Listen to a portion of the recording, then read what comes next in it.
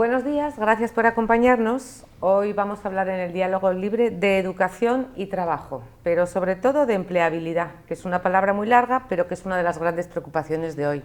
No vamos a hablar del colegio ni de la clase presencial, sino de educación técnica. Tenemos con nosotros al licenciado Pedro Esteva, fundador y presidente de la Iniciativa Empresarial para la Educación Técnica, y a la ingeniera Catherine Piña, directora ejecutiva de la Iniciativa Empresarial para la Educación Técnica, que nos van a presentar un programa interesantísimo que se llama De Par en Par. Los periodistas que estarán conmigo en este diálogo son Omar Santana, jefe de la redacción de la Mesa de Velocidad, Sugelis Tejero, editora de Economía, y Karen Veras, periodista de la redacción y de la sección Diario Libre USA. Gracias por venir. Muchísimas gracias por atender nuestra invitación.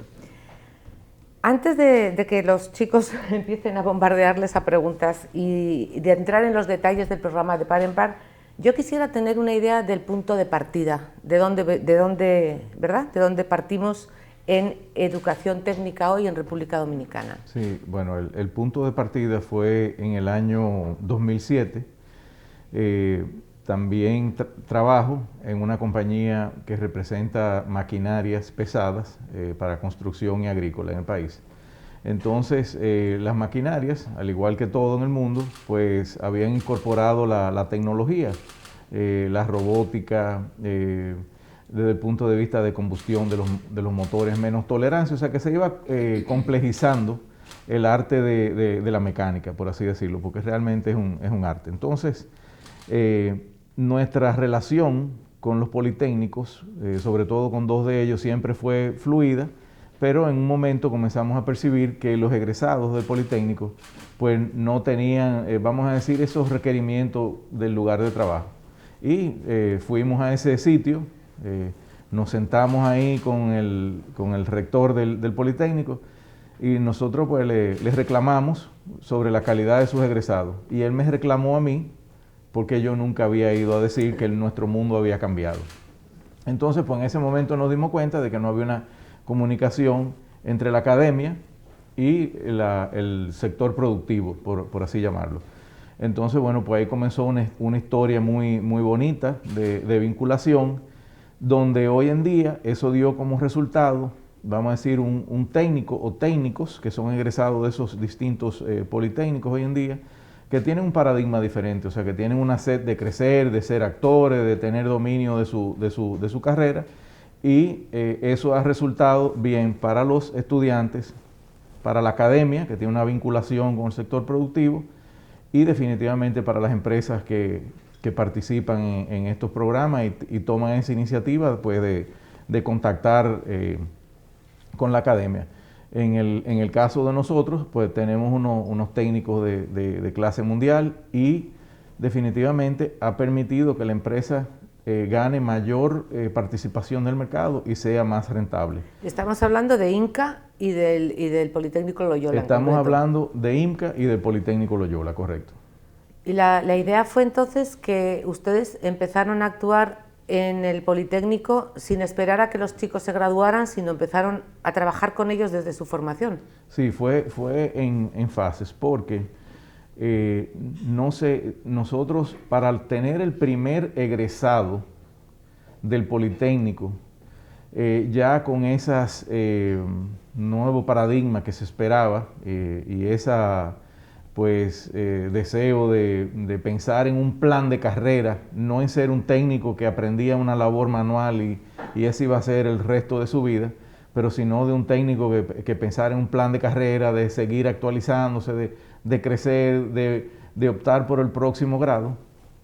Pues entonces eso hizo que nosotros tuviéramos ese primer contacto, ese primer contacto, y eso resultó como eso, pero nosotros comenzamos en el año 2008 y el primer egresado, ya como tal, como técnico nivel 1 clasificado mundialmente, fue 6 años después. Porque eso es una cocción con calma, pero requirió que la empresa, aunque tenía interés solamente de los técnicos diésel, pero tuvo que trabajar con el primer año, con el segundo año y con el tercer año de bachillerato, para reforzar esa base de STEM, de ciencia, tecnología, ingeniería y matemática, que sobre esa base fuerte, pues entonces, dependiendo de lo que elegía la niña o el niño, de las 7 especialidades que ofrecían el Politécnico Loyola, pues tenían una base sólida de ciencia, tecnología, ingeniería y matemática. En el caso nuestro, ya entonces nosotros no solamente teníamos el programa STEM para el Politécnico completo, pero sino ya la intervención directa de la especialidad de mecánica diésel. Y después de mecánica diésel, un taller a escala dentro del Politécnico Loyola, en un sitio que nosotros alquilamos por él. O sea que realmente es una maduración importante que hay ahí. Eso no es conectarlo y escuchar música, sino pues realmente un acompañamiento muy bonito. Omar. Muchas gracias. El proyecto, ¿cómo serían los pasos para que los estudiantes de bachiller, de secundaria, como se les dice ahora, puedan sumarse en esta plataforma de par en par? ¿Quién lo inicia? ¿El estudiante? ¿El centro educativo? ¿Ustedes?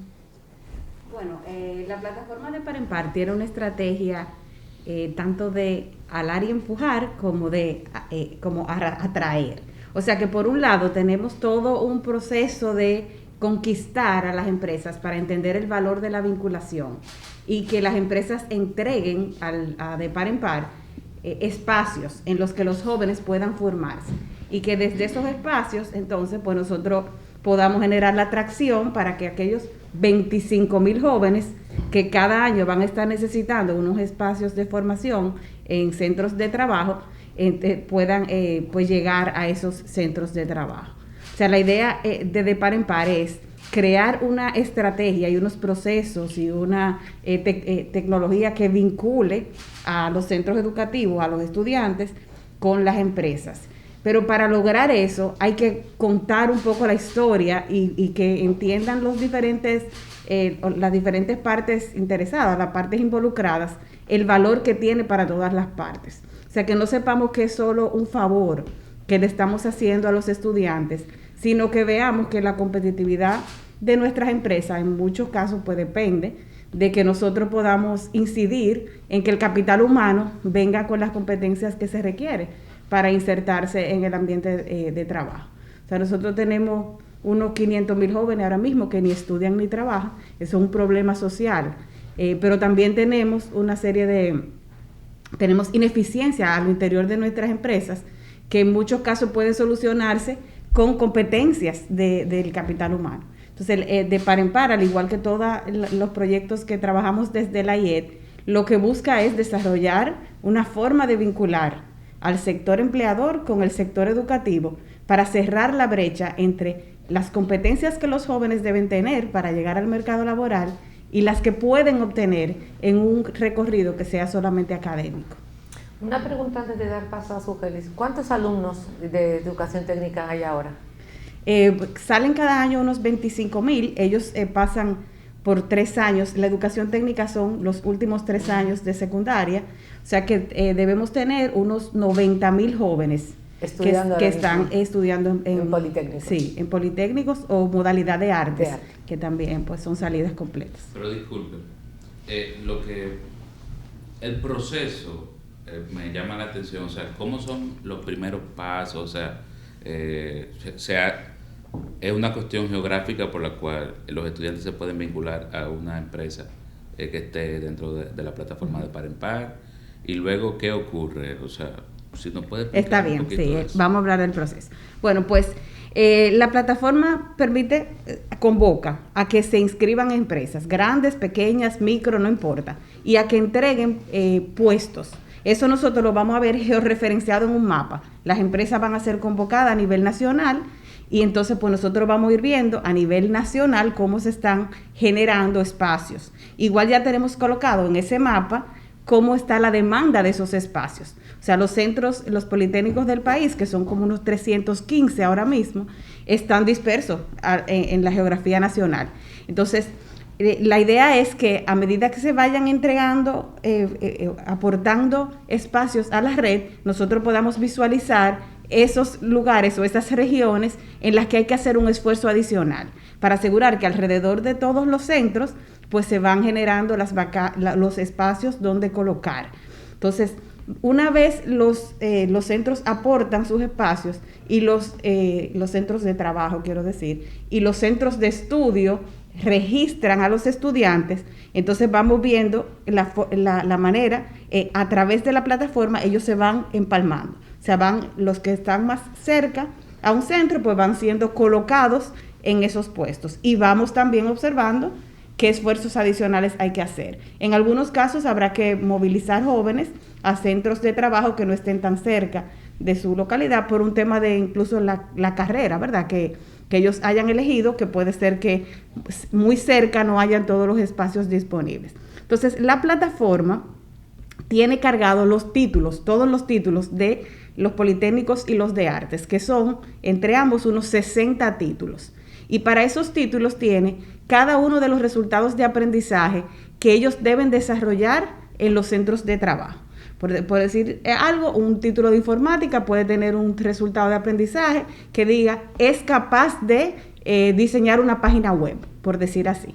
Entonces, cada uno de esos títulos tiene además en la plataforma identificado los criterios con que son evaluados ese resultado de aprendizaje. La administración de ese proceso se hace a través de la plataforma. O sea, es en la plataforma donde el tutor, en este caso del centro de trabajo, pues registra que el estudiante pues va logrando completar los aprendizajes que requiere, porque esto no es una pasantía tradicional donde el muchacho va a demostrar lo que sabe.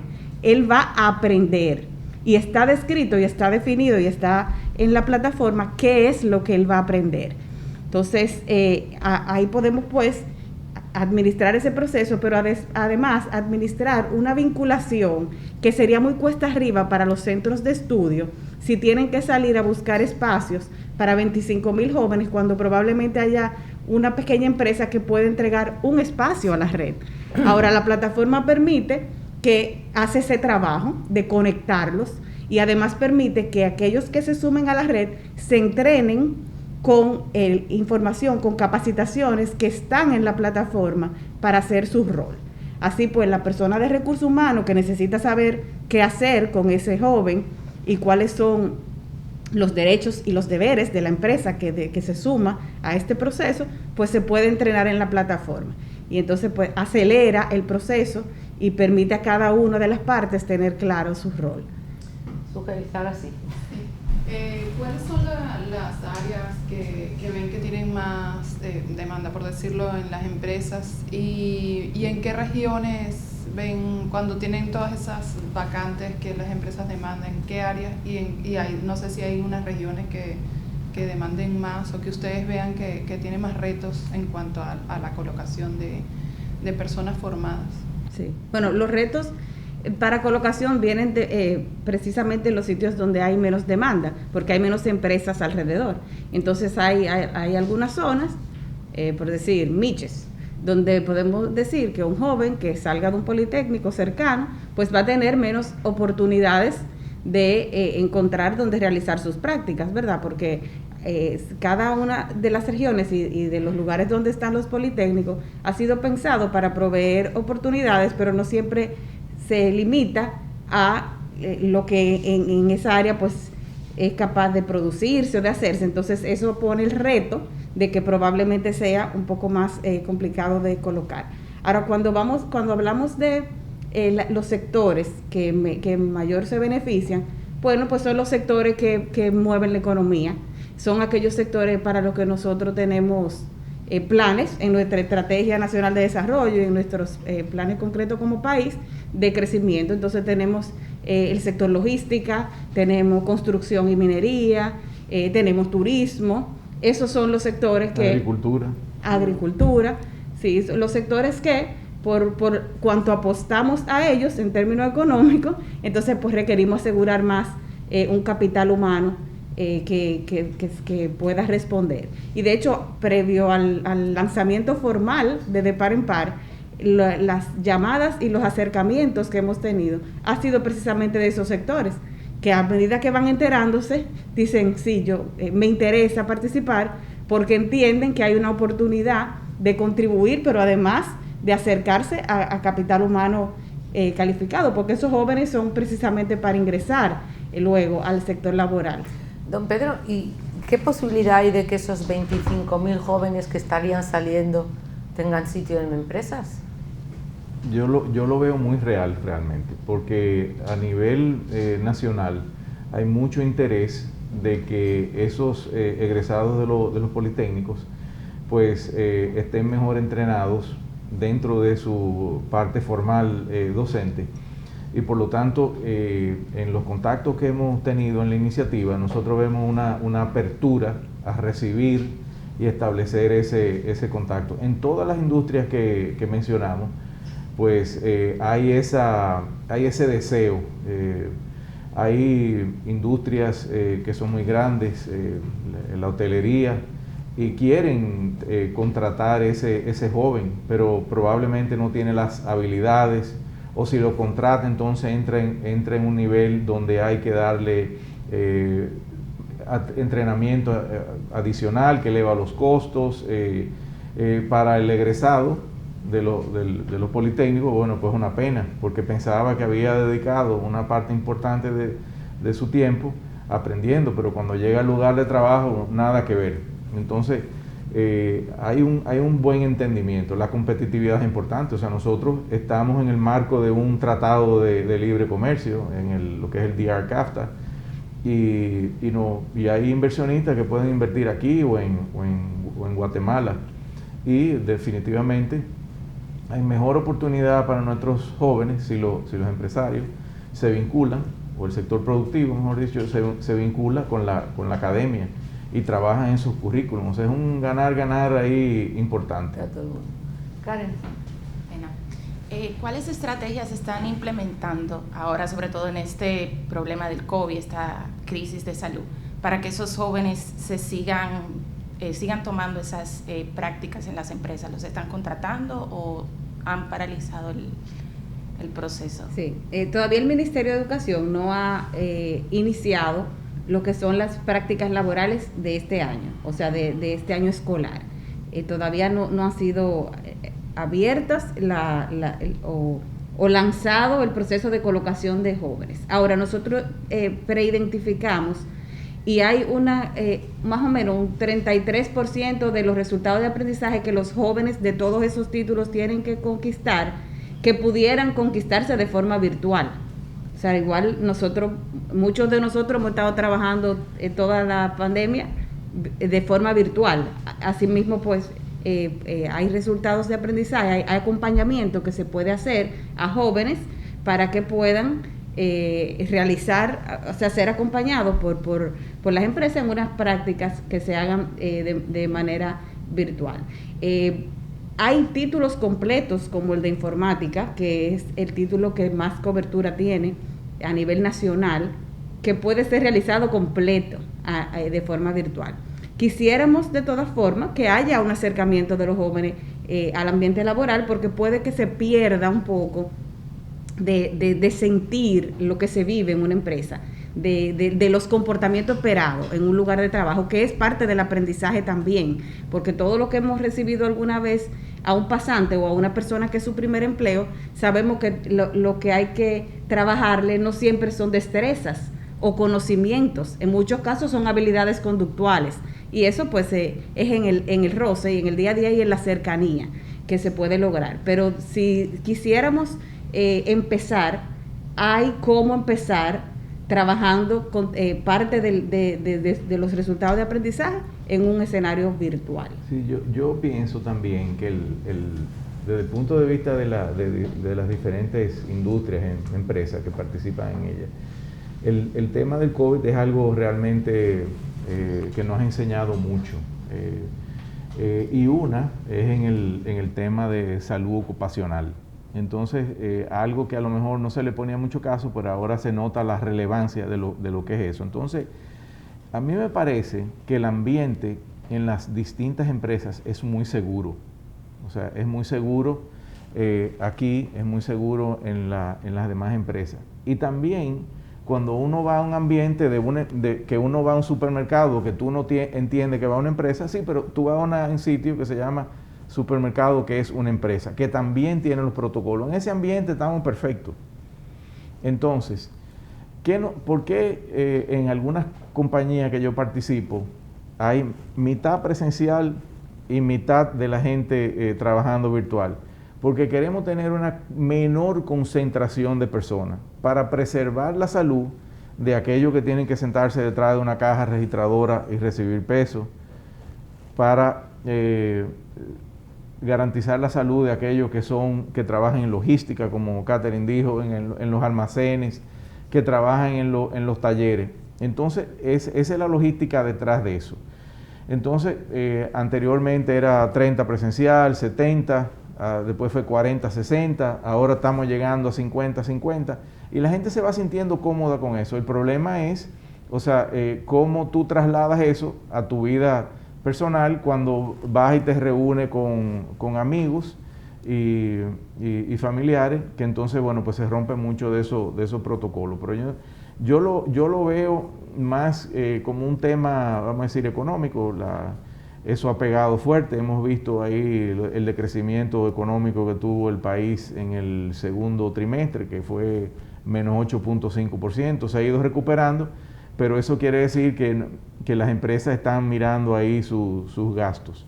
O sea que es una distorsión importante, pero realmente muchas empresas tienen programas de verano, tienen programas de pasante, y eso se ha hecho muy, muy popular. O sea que desde que las condiciones lo permitan y que sea seguro para todo el mundo, eso la gente lo va a abrazar con mucho gusto.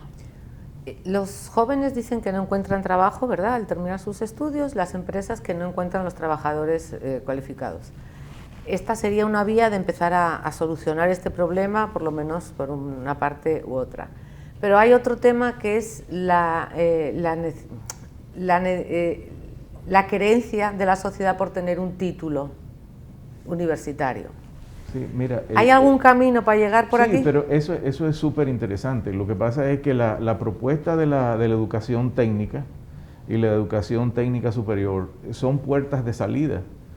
O sea, al final no queremos una persona que no pueda estar en el sillón de su destino como estudiante. Y eso es algo muy presente que tiene la iniciativa empresarial para la educación técnica. O sea, estamos dando herramientas a las personas para que sean líderes de su propio destino. O sea que nosotros siempre hablamos de planes de carrera. Ahora, hay diferentes realidades. Hay gente que puede tener el privilegio desde el punto de vista económico a terminar el bachillerato, entrar a la universidad, hacer un doctorado y nunca haber entrado por la puerta de ninguna oficina. La mayoría de las personas tienen que estudiar y trabajar. Pero cuando tú tienes un título de un bachiller técnico, eso es una puerta de salida, porque ya tú tienes un título de bachiller técnico en mecánica diésel, en electricidad, en mecatrónica, en mecanización, etcétera, y ya puedes comenzar a trabajar porque tienes ese título. El próximo título son los tecnólogos, que eso en algún momento lo eliminaron, volvieron a restituirlo, y ahora puede tener un tecnólogo. Es que eso es otra puerta de salida. Y finalmente tiene la ingeniería. Mucha gente, por ejemplo, en el caso nuestro, nos preguntan, ¿no te preocupa que tú tengas buenos técnicos y que se vayan de tu empresa? En realidad, nosotros preferimos técnicos que estén pensando en alcanzar siempre nuevas metas. Entonces, es un compromiso de las empresas que contratan esos técnicos con ese nuevo paradigma, de tener una gestión de recursos humanos mucho más robusta. Que los retenga. Que sepa apreciar en su debida dimensión y la contribución que ese técnico trae para la empresa y le provea educación continuada, un ambiente de trabajo bueno, un sueldo competitivo internamente y competitivo con el mercado afuera. O sea que realmente uno de los entregables de la iniciativa es revalorizar, o sea, exponenciar el valor que tiene el técnico para República Dominicana. O sea, pues la gente anda buscando empleo y y la gente está dando empleo, pero no hay una comunicación porque no hay comunicación en esos planes de estudio, academia. Pero eso va en buen camino. Nos podíamos tomar 2 o 3 horas que Catherine ha participado ahí en esa reformulación de esos currículum en el Ministerio de Educación, Ciencia y Tecnología. O sea que vamos en buen camino. Vamos en buen camino. Bueno. Gracias. El proyecto está muy interesante, sobre todo porque plantea una actualización permanente del currículum del estudiante, lo que siempre ha sido un problema en la República Dominicana, y no solamente a nivel ni de secundaria ni de bachiller, a nivel universitario, y universidades que tienen 40 años con un mismo currículum. Y eso hace que cuando el egresado termina una carrera universitaria, ni se imagina el mundo al que se está enfrentando.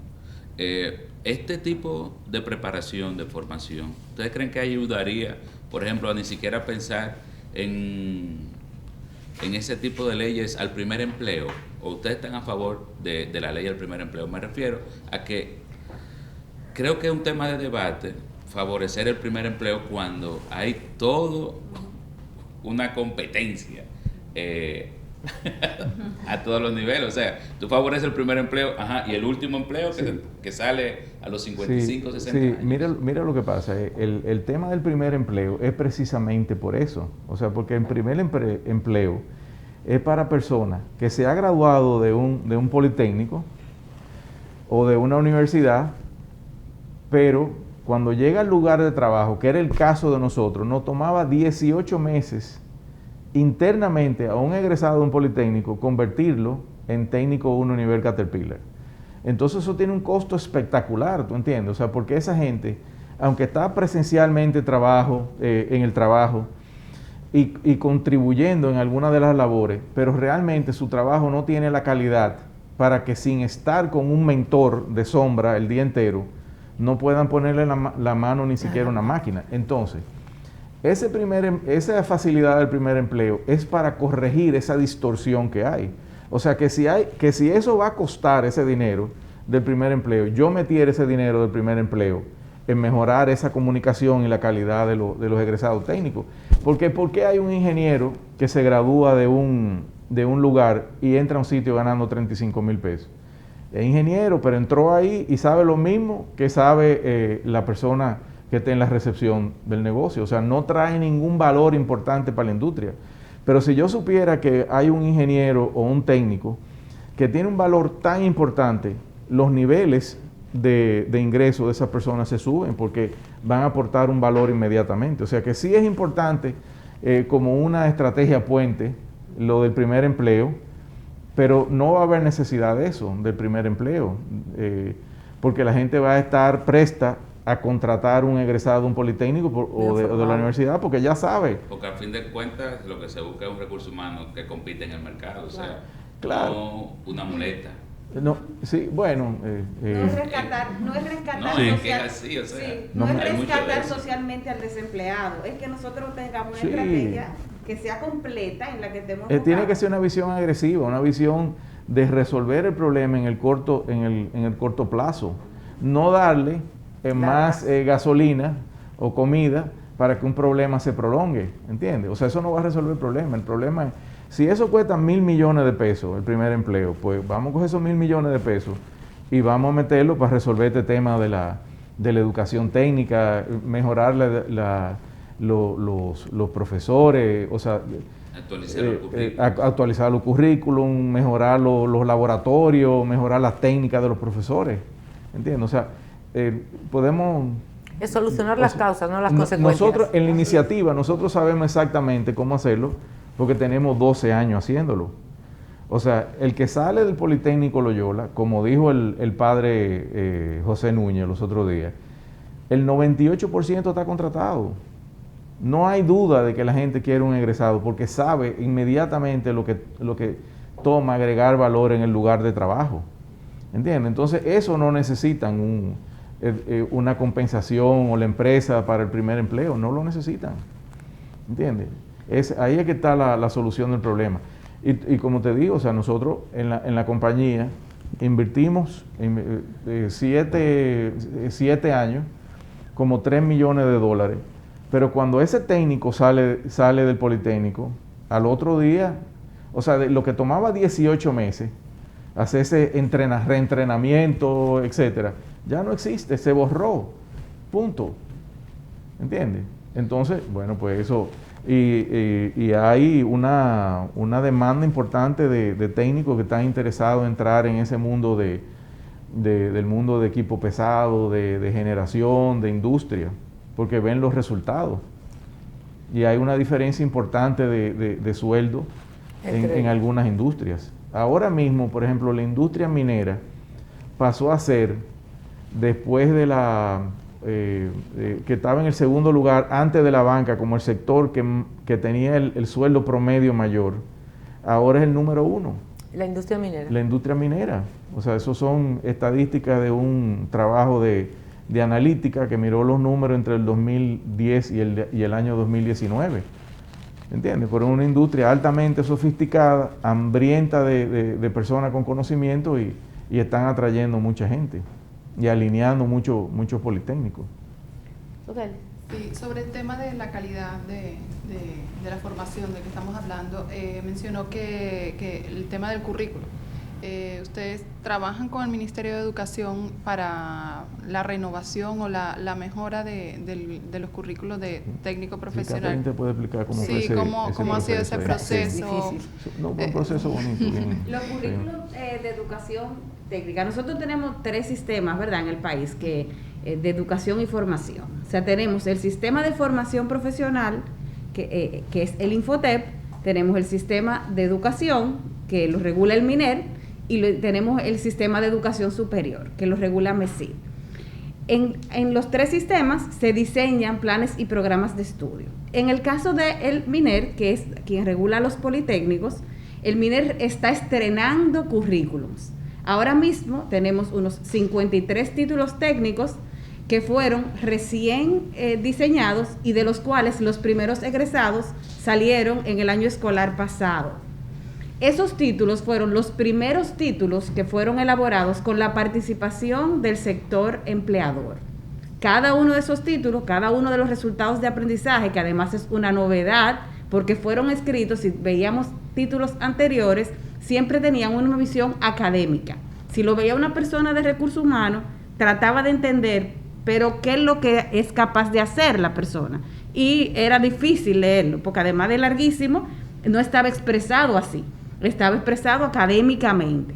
Ahora, estos títulos han sido escritos bajo una normativa en la que está más claro que es capaz, los resultados de aprendizaje a los que conduce. Y esos resultados de aprendizaje en 3 dimensiones: de conocimientos, de destrezas y de habilidades conductuales. Entonces, ese proceso por el que ha pasado el Ministerio de Educación, simultáneamente ahora lo están pasando MESID e Infotep. MESID, más bien, para los títulos de técnico superior, que con una nueva normativa está apegándose a lo que pide el Marco Nacional de Cualificaciones, que aún no es ley, pero que ya ha permeado los sistemas que regulan la educación y la formación. O sea, aún mañana no se aprobara, ya hay dentro de los sistemas normativas que han sido modificadas para responder a los hallazgos de todo lo que se hizo detrás del marco. Entonces, el MESID, en lo que son técnicos superiores, que ahora hay muchas propuestas nuevas de títulos de técnicos superiores, está empezando a hablar ese lenguaje, de presentar los programas con una validación más extensa del sector empleador y expresado en ese lenguaje que habla con lo que al final uno contrata.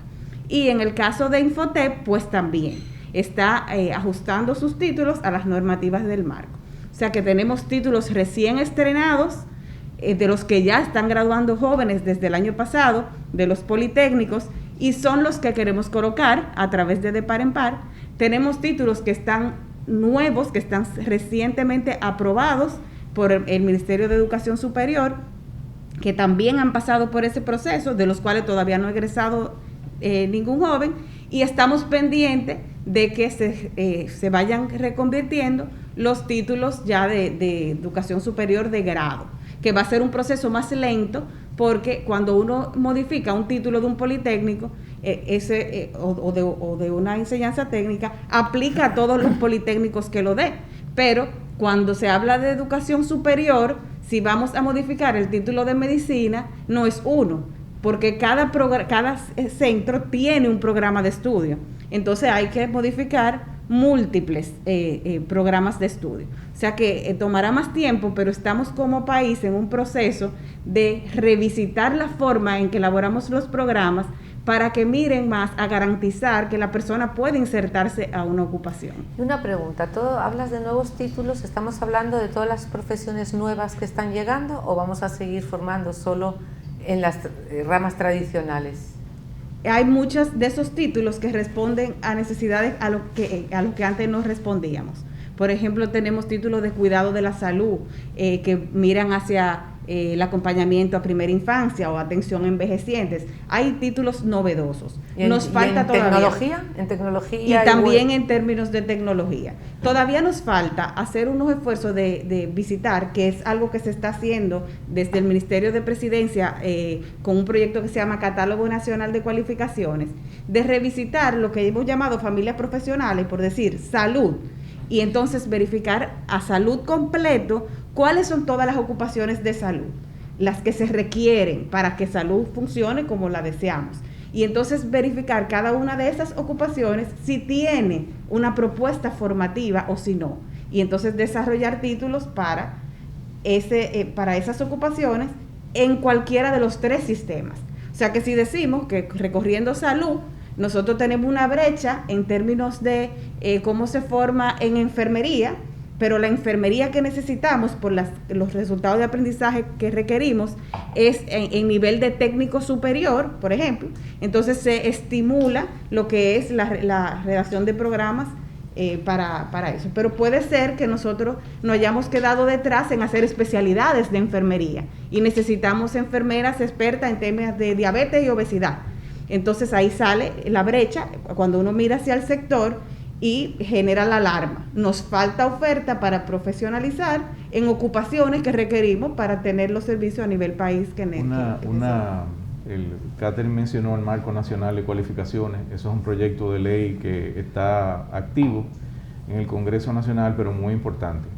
Vamos a poner el caso de un egresado de Politécnico Loyola que va a trabajar a IMCA y cursó 12 años en ese Politécnico Loyola y se recibió de técnico en mecánica diésel. Trabaja 6 años en la empresa porque escaló todos los niveles posibles, de técnico nivel 1 a técnico nivel 6. O sea que es un técnico bien acabado. Pero resulta que, como estábamos hablando ahora, que si la aspiración es que se quede en técnico o la aspiración de que tenga un plan de carrera, definitivamente la aspiración es que tú tengas un talento dentro de tu empresa, como dije anteriormente, que sea dueño de su destino. Y ser dueño de su destino, pues es importante seguir la educación continuada. Pero yo quiero entrar a la universidad y usted lo que tiene es un título de bachiller técnico en la mano, pero tiene en el bolsillo 6 años de experiencia en una empresa de la República Dominicana. Entonces, lo que el Marco Nacional de Cualificaciones postula es que se evalúa, observa el título que tiene, pero se evalúa lo que tú conoces, el conocimiento que tiene. Entonces se hace vamos a decir, se determina cuál sería la brecha de conocimiento entre el título, lo que conoce y ese título de ingeniero. Y en vez de sentarte desde el primer año en esa ingeniería que tú quieres, pues solamente tendría que tomar 4 o 5 materias, porque después de determinar esa brecha, pues ahí determinó en ese examen que se da, pues que en realidad lo que tiene es una debilidad de conocimiento en estas áreas.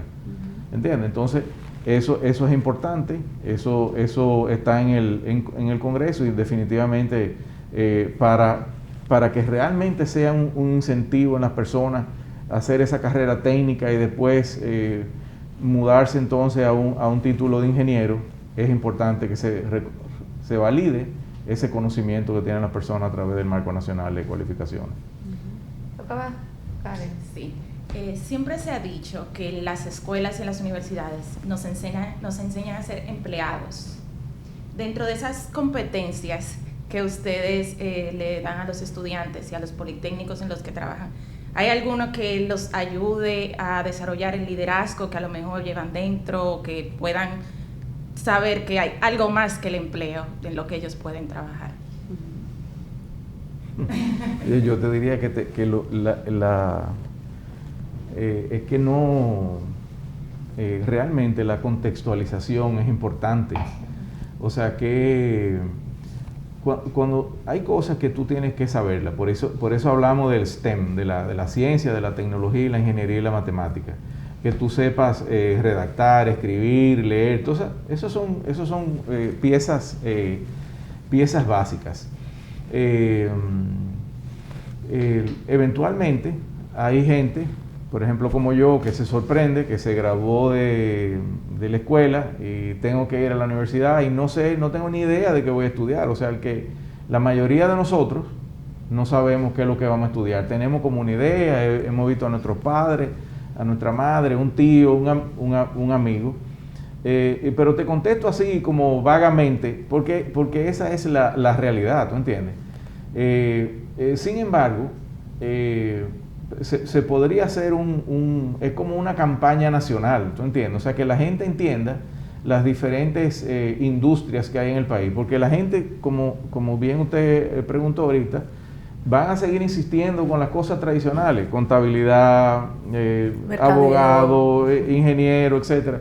Cuando hay tantas cosas que hay que hacer, pero que son cosas que van a ser dictadas también por los mercados donde República Dominicana puede ser más competitivo. Entonces, cuando vengan esa inversión en el país, la gente va a decir, espérate, que ahora hay una persona que tiene que trabajar con la simulación de drones y esa cosa. No hay un currículum posible en eso. Pero la verdad que es un despropósito en educar a la gente para que piense en tener un empleo y perpetuarse en ese empleo.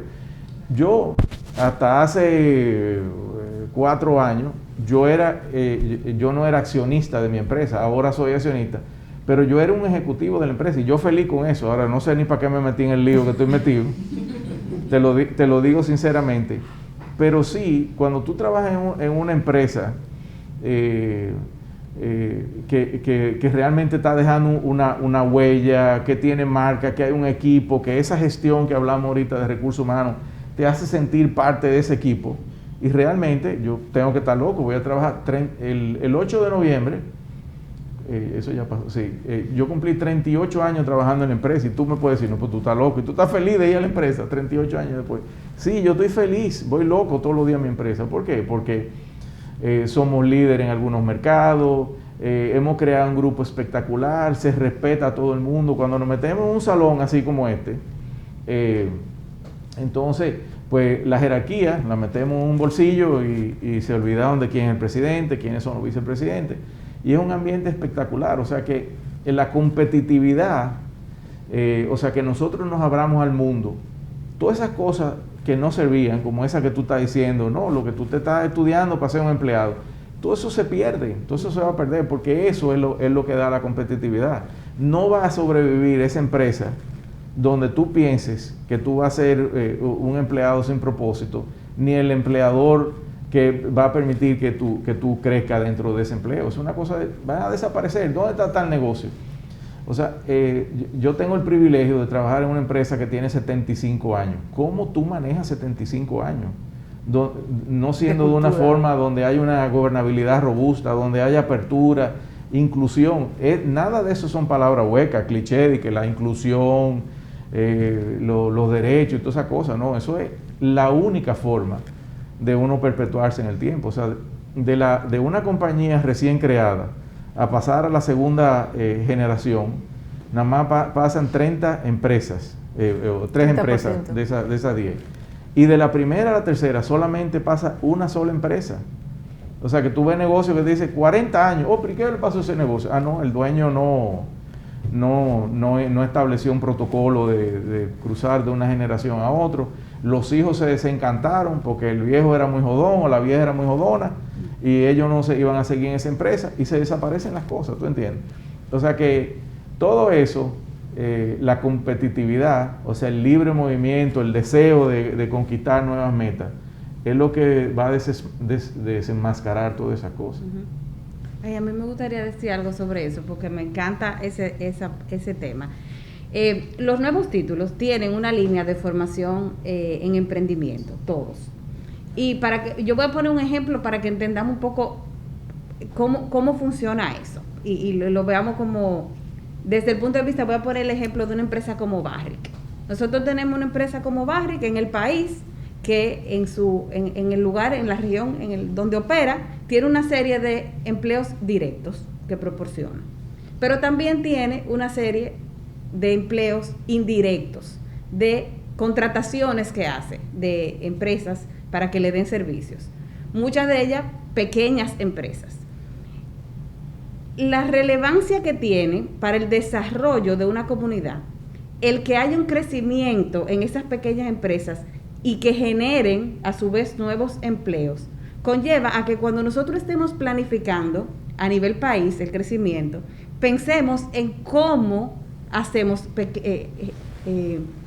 cómo permitimos, cómo habilitamos procesos que permitan el nacimiento de nuevas pequeñas empresas, pero que además tengan competencia para servir a grandes empresas, como en este caso de Barrick.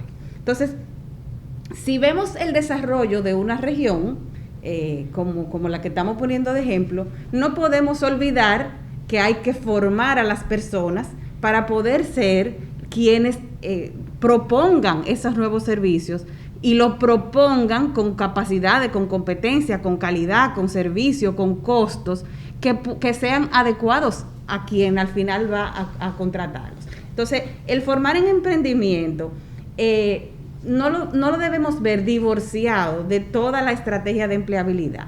O sea, nosotros tenemos que asegurar como país la capacidad de personas de desempeñar una ocupación, pero también de que desde esas ocupaciones y con la competencia adecuada puedan impulsar nuevos negocios para dar servicio a lo que en general vemos. Perdona, antes de pasar la pregunta, un comentario solo. También se puede ser emprendedor dentro del empleo. Sí. O sea, no hace falta ser emprendedor para montar una industria. Si tú eres emprendedora dentro de tu propia empresa, haces crecer a tu propia empresa. Sí, la mejora continua, eso es lo que postula. O sea, si una empresa no todo tiene el mundo una gestión, tiene capacidad de ser empresario. No, Sí. o sea, no hay tanta gente tan loco que quiera. No hay tanta gente loca así. Pero la mejora continua, eso es lo que postula. O sea, cuando en las empresas hay ciclos, pero hay procesos, y la mayoría de la gente es dueño de un proceso o participa en un proceso. Entonces, si tú te empoderas y estás entrenado y tienes el deseo, tú puedes transformar completamente ese proceso. Porque hay que ponerle 3 sellos, Sí. 5 binder, y esto lo podemos hacer en un paso. Y definitivamente, óyete, o sea, te resuelve agiliza el proceso, crea valor para el cliente y definitivamente esas son cosas que hablan bien del talento, o sea, que tenga esa vocación de mejora continua. Omar, creo que te toca. Gracias. Prácticas laborales, pasantías, siempre tienen, y porque lo vemos también aquí, lo vivimos, siempre tienen una pregunta que va al lado y es... ¿hay alguna compensación económica para los estudiantes este proceso o no necesariamente? De par en par no es obligatorio que el joven reciba una compensación económica. O sea, esto es parte de su proceso de aprendizaje y hay unos resultados que en vez de él ir a la escuela, pues él estaría participando en un ambiente de trabajo. Nosotros, como promotores de par en par, sí impulsamos el que se pueda ofrecer a los estudiantes algún tipo de ayuda económica que le permita durante ese proceso pues pagar su transporte, pagar su alimentación, a lo que le conlleve en términos de costo al estudiante. Ahora, lo que nosotros estamos tratando también de promover es que si las empresas aportan a la red de par en par puestos que vayan a ser ocupados permanentemente por pasantes, eso calce con su actividad productiva de tal forma que ese proceso de aprendizaje a la vez le vaya generando valor. O sea, que puedan crear unos puestos donde lo que ellos van a hacer mientras aprendan también aporte en la medida de que un estudiante es capaz a la cadena productiva. Y entonces, por lo tanto, le vean un valor, que ese aporte económico que hagan no lo sientan como un gasto que no viene a la vez respaldado por lo que el joven es capaz de hacer.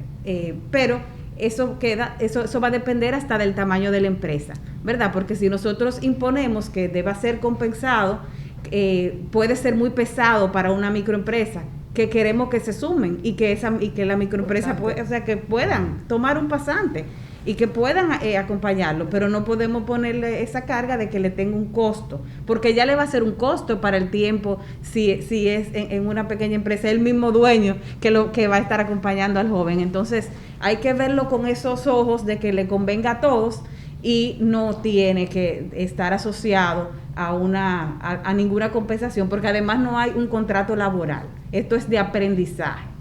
Hay algo que no me queda claro, disculpe, ¿en qué momento de la educación secundaria comienzan a ingresar los estudiantes? Sí. Y si hay un mínimo de edad.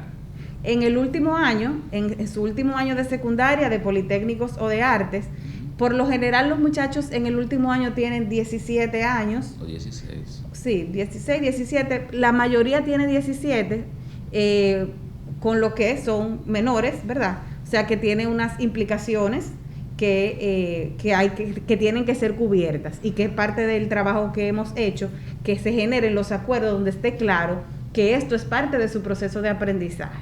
El tiempo que él va a durar en las empresas depende del título.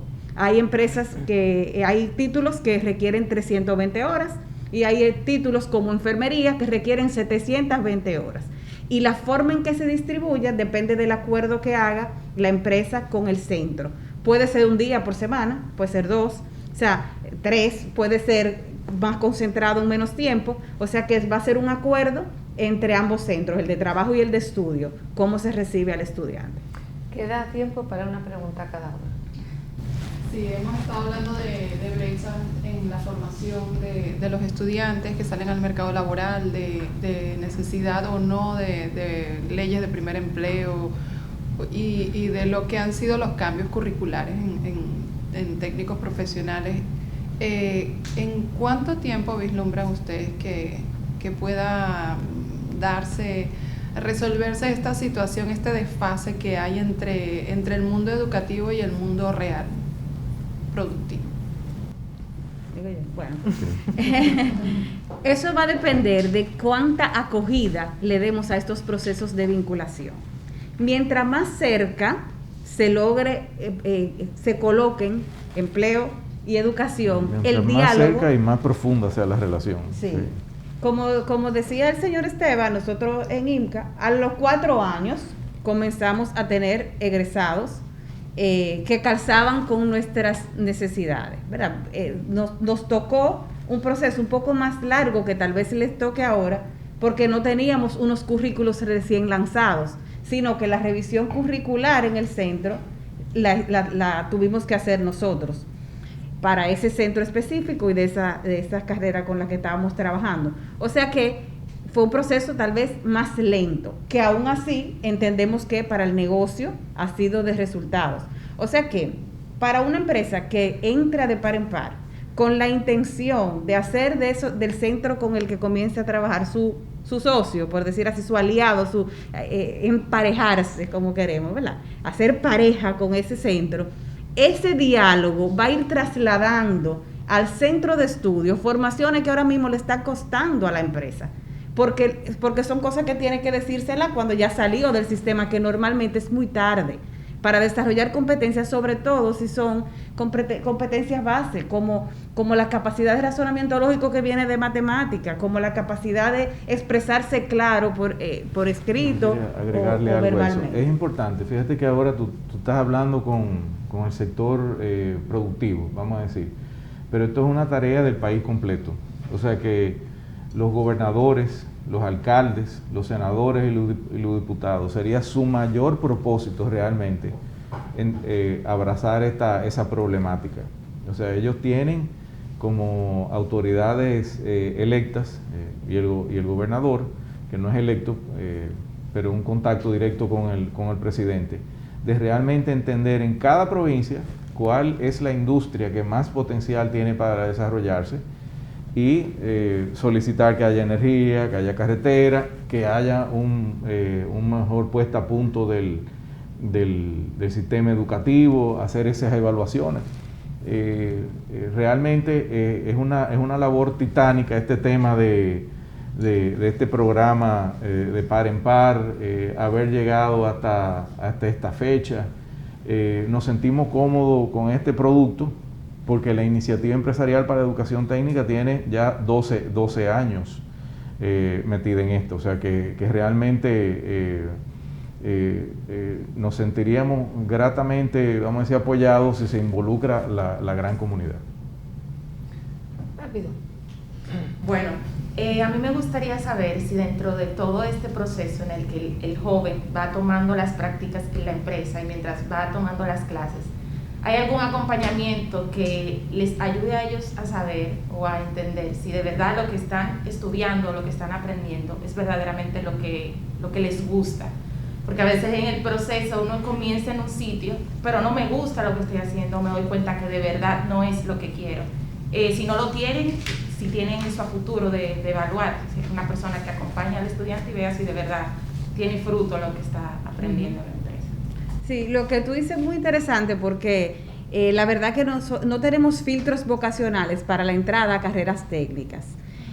Ahora mismo sería un poco ponerle un grado más de dificultad de acceso para los jóvenes en términos de carreras técnicas, que en muchos casos, por ejemplo, en el caso del Politécnico Loyola, hay jóvenes y padres que sus hijos quieren que entren porque es el Politécnico Loyola, pero probablemente las áreas que ofrece pues no son las áreas que calzan con su interés. El abandono escolar en los politécnicos es mucho más bajo que el abandono escolar de las secundarias regulares. Y por lo general, pues viene dado, hay un nivel de abandono que tiene que ver con que empecé a ver una carrera que probablemente no calza con mis intereses. Sí, entiendo tu punto como una tarea pendiente del sistema de desarrollar, hasta por un tema del costo, porque aunque no tenemos las estadísticas muy claras de cuánto más cuesta la educación técnica que un bachillerato normal,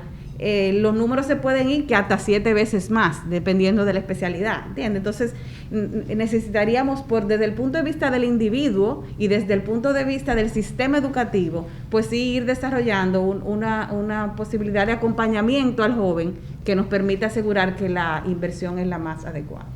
Por último, don Pedro, todo esto tiene un costo. ¿Quién lo paga? La sociedad lo paga, el país lo paga. O sea que yo creo que falta muchos recursos a ser invertidos con esto. O sea, ojalá que sepamos ser eficientes, pero la cosecha va a ser espectacular, definitivamente. O sea, se siembra, después se mantiene, o sea que se va cultivando y finalmente se cosecha, y esa cosecha va a ser espectacular. No tengo dudas. En el caso de la iniciativa, tenemos socios de la iniciativa que tienen hasta casos de negocios ya mostrados con estados financieros sobre el impacto que tiene para los resultados de la empresa. Tenemos escuelas que han robustecido su gobernabilidad, acelerado el proceso de modificar su currículum. Tenemos egresados que si le seguimos la pista pues han tenido vamos a decir el privilegio de poder elegir qué industria les gusta, si realmente esa era su pasión, pero esa puerta de entrada fue una buena experiencia. O sea que la cosecha es importante, como dicen que la miel es abundante, pero los obreros son pocos. O sea que pidamos a Dios que aparezcan más obreros para esta tarea. Que de par en par específicamente cuenta con fondos de colaboración de la Unión Europea ejecutados a través de AECID para su diseño y puesta en marcha. Ya luego la sostenibilidad de par en par es parte de los costos operativos de la IET. Pues muchísimas gracias por venir. Creo que todos vamos a ir a trabajar a su empresa. Si admiten periodistas, por el entusiasmo con el que habla. Y gracias a todos ustedes por seguir este diálogo libre. Gracias.